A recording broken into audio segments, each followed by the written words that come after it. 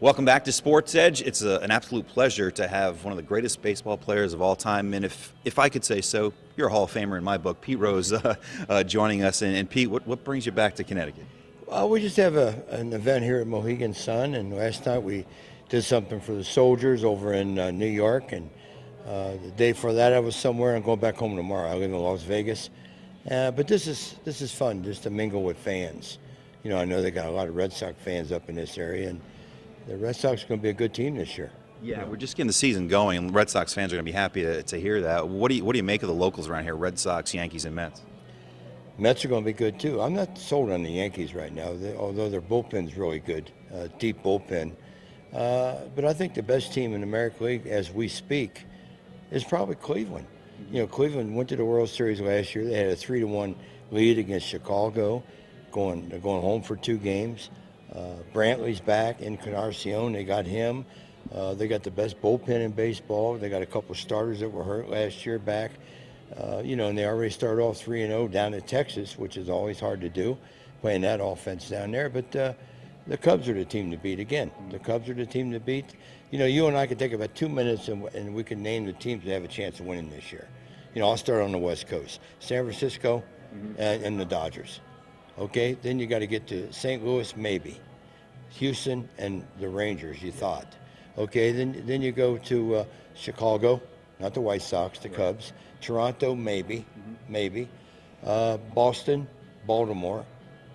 Not that many teams. They can't win in Miami. They can't win in Atlanta. They can't win in Philly. They can't win in Cincinnati. They can't win in Milwaukee. They can't win in Pittsburgh. They're not going to win in St. Louis this year. So, you know, it's about 12 teams realistically have a chance to go in the World Series. It's a shame to say that, but there's a lot of bad teams out there, and there's a lot of great young players. Well, this is, I think, the third time I've met you in situations like this. One thing I've always noticed is your passion for baseball is authentic. You really love this sport. Well, I've been doing it a long time. You know, I've been around this game a long time, not only as a player, but as a fan and as a manager. And you know, I'm from Cincinnati. We think it's the baseball capital of the world because that's where baseball started in 1869. We played the first night game there in 1935. And I hate to say it, but I'm afraid my hometown has a bad team this year. I know they're 2-1, but you know, I made a joke last week when I found out that the Phillies and the Reds were playing opening day. I said nobody's going to win. A tie or what? Talk about the game. Who's your favorite player in the game right now? Who maybe compares to a young Pete Rose? I like a guy, believe it or not, I like Matt Carpenter. Okay. You know, he's playing first this year for the Cardinals. He played second, he played third. He's a really good hitter. We all know Trout's one of the best players, if not the best player. Harper's one of the best players, if not the best player. You know, Cabrera's probably still the best hitter. Altuve, who's off to a slow start down in Houston, 0 for 6 yesterday. He won't go over 6 again this year. So he's a real good player. And Carrera, the shortstop down there, they got some good young talent. Springer in right field.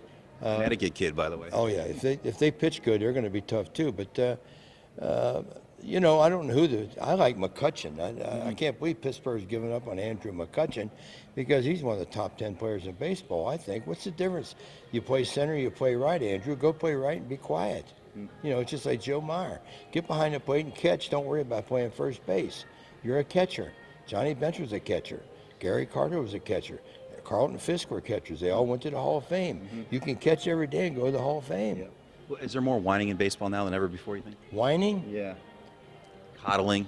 It's all about money. It's all about money. And it's more, you know, bless them. If they can make money, they can make money. But I like guys who continuously bust their chops to try to win the game because no matter how much money you make or where you're playing, you have to understand one thing.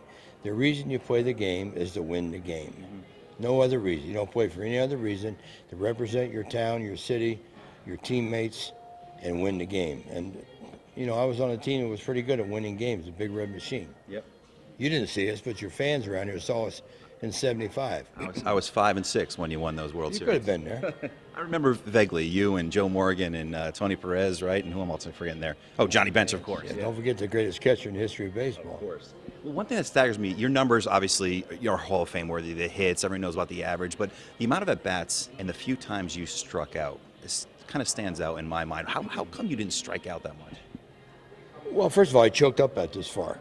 And I understood that the only way that you cannot get on base if you strike out, because the catchers aren't going to drop too many third strikes. And my job was to get on base. I struck out over 1,000 times, which sounds like a lot, Right. but I batted 14,000 times. Now it's about 45 for every 600 at bats. Now it doesn't sound like much. But these guys today strike out 150, 200 times. Hell, if I struck out 200 times when I was playing ball, they sent me back to the minors. Right. I got to, you probably deal with this everywhere you go. I'm on team forgiveness, and there's team not forgiveness. Do you think you've served your debt to baseball society, and do you think you'll ever see in your lifetime reinstatement in baseball? No, not in my lifetime. Maybe my kid's lifetime. But you're right. I mean, but I'm not going to sit here on your show and whine because I'm the one that screwed up. I'm the one that made a mistake. And I've been suspended 27 years. Mm-hmm. That's a long time. But I think the lords of baseball understand that I understand I screwed up. Mm-hmm. They're just scared to push the button. They're scared to push the button. Like all I do in my life today is sell baseball. Mm-hmm. I work 4.5 hours a day, 20 days a month in Las Vegas at the malls, signing autographs for people, talking positive about the game of baseball. I never badmouth the game of baseball. And the last 10 years or so, you could badmouth the game of baseball if you wanted to, because of the steroids and all that stuff going on. What would you do differently? If I, in hindsight, not bet on baseball. No, that's the whole thing in a nutshell. Mm-hmm. Other than that, I wouldn't change anything I did. Do you find more people reaching out and offering forgiveness to you now as the years go by? No, one good thing about the years going by, half the people I meet aren't even aware that I got suspended. Right. Because it was 1989. We're going on 30 years. People forget after a certain amount of time. And I'm on TV all the time working with Fox and doing the World Series and doing the playoffs. And they just see the good things. And, as long as I got the Hit King connected to my name, and there's no question in my mind, I'll die as a Hit King. No one's going to catch me in my lifetime. I don't know about after that, but in my lifetime, no one's going to catch me. Oh, speaking Pedroia? No, he's a pretty good player, too. He's decent. He's gritty. He reminds me of you a little bit. He's gritty. He's play hard as me. Someone's got a birthday coming up, huh?